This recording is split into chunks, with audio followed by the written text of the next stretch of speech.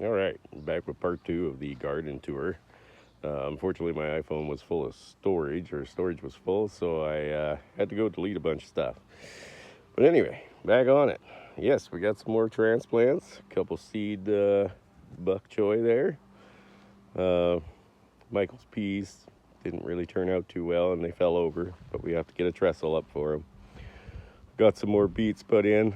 This is the second go as well because we had, oh my, what did we have here? I wanted to say it was more pickling cucumbers. They all died. Had to rototill, re-rototill everything. So we replanted some more pickling cucumbers, and I put some beets on the outside, which are doing pretty good. And yeah, you're right, Ape. You don't see any weeds because I've been out here for months picking up these little bastards right here, handful at a time. And they literally covered this entire garden like a lawn. It was actually better than our lawn. So that's what I've been doing. One bucket at a time, as they say. But yeah, we've got a few things that are starting to make that comeback. I'm going to put in some more snow peas here. Unfortunately, my carrots, I didn't get to de-weed them until it was too late, and the weeds choked out a bunch of them. I like to space mine about 4 inches square apart, putting in one seed at a time. Unfortunately, they all did germinate, but the weeds killed them before I got to them. So that's bed 3 and third attempt of planting carrots, and it really didn't turn out well. Lisa's sunflowers kind of took off. Don't know what we're going to do with them, but whatever. Our green beans and wax beans, they got choked out as well. We only got a couple of those. Here we've got some spaghetti squash and a melon. I believe it's a small watermelon. But I put some more corn in because, you know, you can never have too much. And when all else fails, just plant corn. Over here we did a couple of test beds. We only got one of the 12 broccoli to grow. A couple of beets that we tried planting real close together for early season beets, and, you know, all of our leftover onions and stuff. I've got my blue Hubbards and gray ghost squash over there. Those should be ready pretty quick. Or I guess they'll be ready to start spreading out because we're taking up things that are in between them. And hopefully by the end of this week, we'll be pulling all the potatoes because, as you can see, the early season potatoes, they're all ready to basically be pulled up. The top of the plants are dying off. And even our late season ones seem to be doing okay. These were a couple that we planted a little later, but the original ones, they're kind of ready to go as well. And if I dig down around the ground, there's quite a few of them. Not that big, but, you know,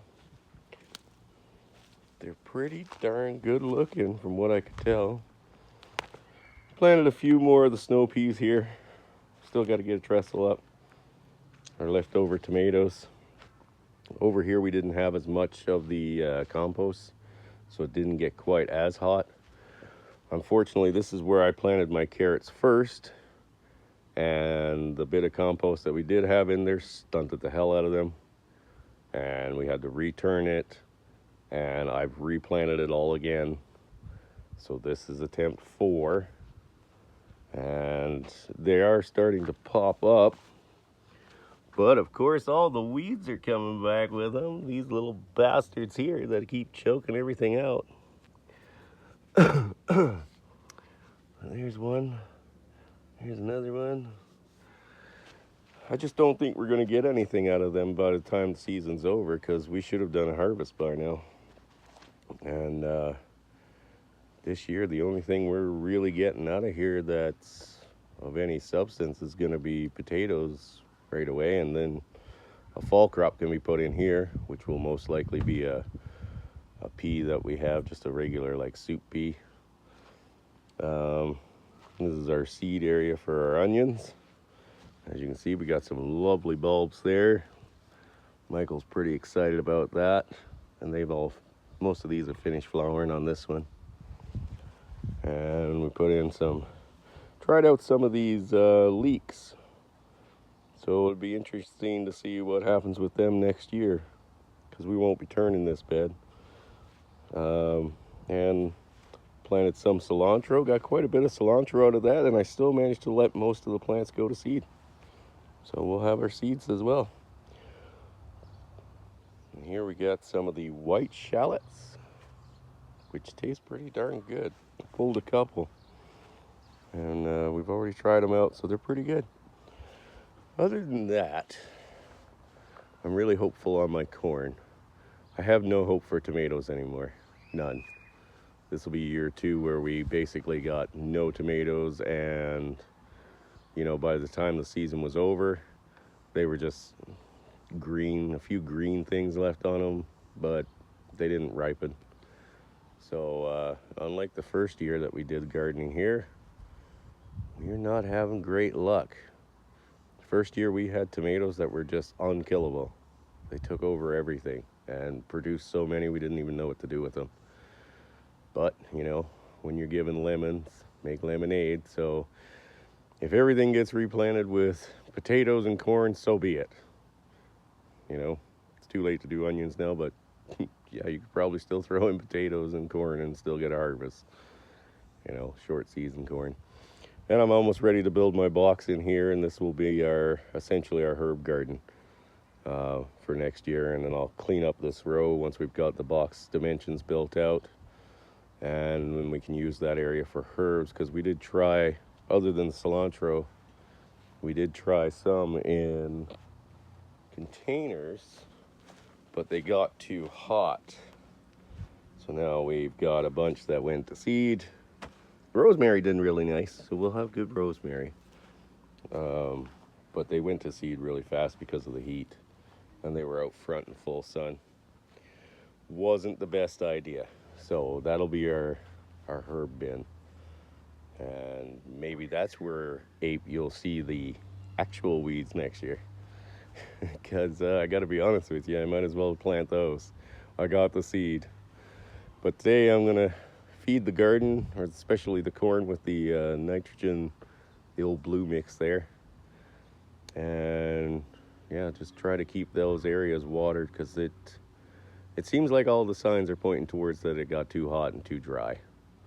And that's why those corn started to stunt on the back there. As you can see, those were the ones that took off first. Now they're kind of falling behind the ones in the front.